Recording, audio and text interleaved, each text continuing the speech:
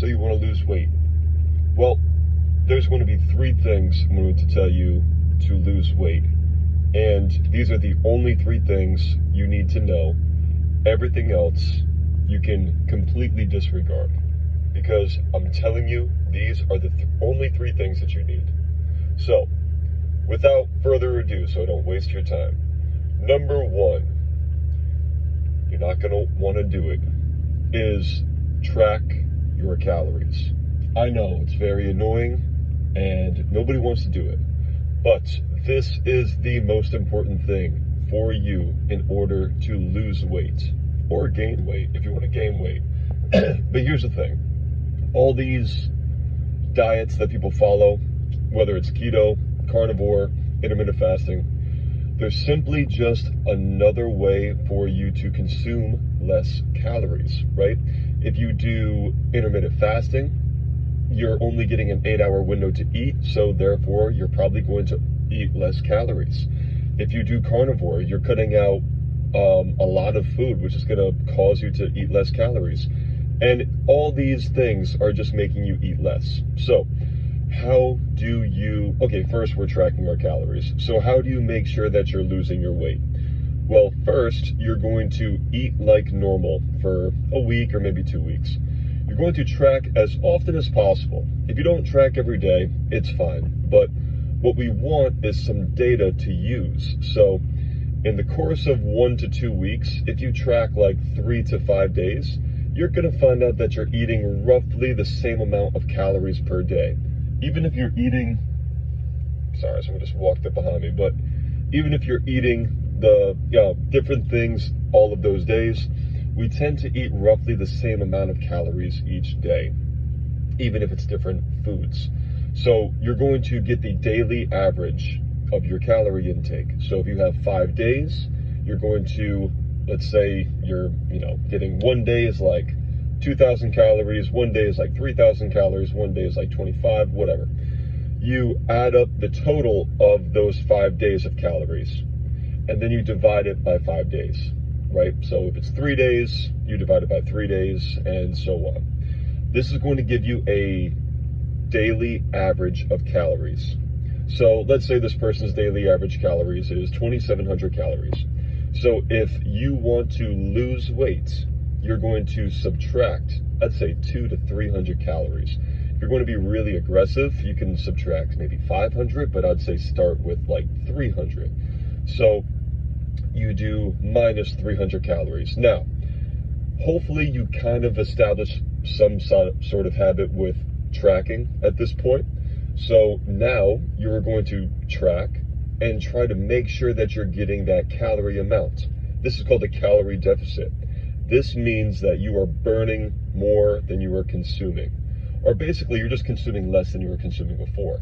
So your body, in order to maintain homeostasis, is going to have to burn some of the weight. Now, it's not as easy as that. It's not as quickly as you want it to.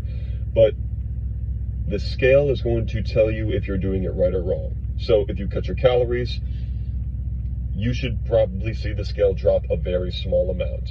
And if you see it drop a small amount, great. Keep doing it, because it's going to keep dropping until you hit a plateau. If it's not dropping, then you're either not tracking your calories that accurately, or maybe you need to cut it a little bit more. I wouldn't suggest going any less than 1,200 calories, because here's the thing, in the beginning, people don't really track 100%. No one's going to weigh their food out and stuff like that. If you do, good for you, but not that many people are going to do that right away. So somebody that's struggling to lose weight, they'll tell me, oh, but I'm eating 1,200 calories a day. It's like, I don't think you're eating 1,200 calories a day. People aren't going to gain weight off of 1,200 calories a day. It's just not common, unless you have like a thyroid issue, which is more uncommon than you think. So I would say practice your tracking. Use tracking as like an exercise in the gym, and get good at it. So you're going to do the calorie deficit. Boom. That's number 1. Number 2 is going to be, you're going to start working out. You need to pick something that you can stick to. I'm not going to harp on this too much because there's so much information out there. So you are going to start with minimum 1 day per week in a gym, not at home, in a gym. If you want to do more than that, that's extra. But for the first month, do 1 day per week. Second month, do 2 days per week. Third month, do 3 days per week. Try to maintain 3 days per week afterwards. If you add any more days, that's just extra. But you're going to get minimum at the end of this term, 3 days per week. Cool, got it. So, number 3, and this is a list, I would put this from first to last of importance. So the calories is number 1, workout is number 2. Number 3 is going to be just your daily activity. So this is doing things like parking far away from the grocery store. This is going to be like going on a walk, stuff like that. So you're going to increase your daily, not exercise, but activity levels. I think they call this NEAT.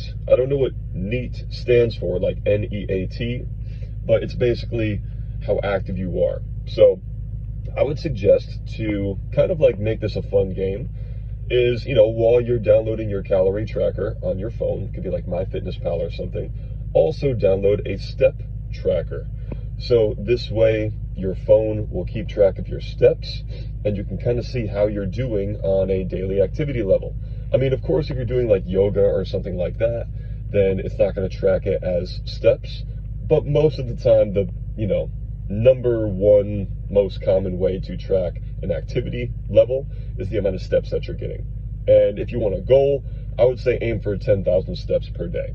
If you're in a calorie deficit, you go to the gym 3 days per week and you're getting 10,000 steps a day, I don't know how you can't lose weight.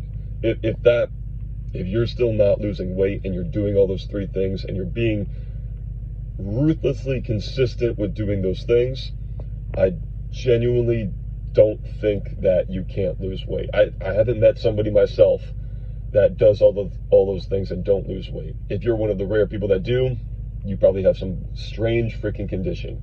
But more than likely, if you do those things, you will also lose weight. You got to give it time too. Just keep that in the back of your head. All right, so hopefully this works. If you have any questions, reach out, send a comment, email me, whatever. Peace.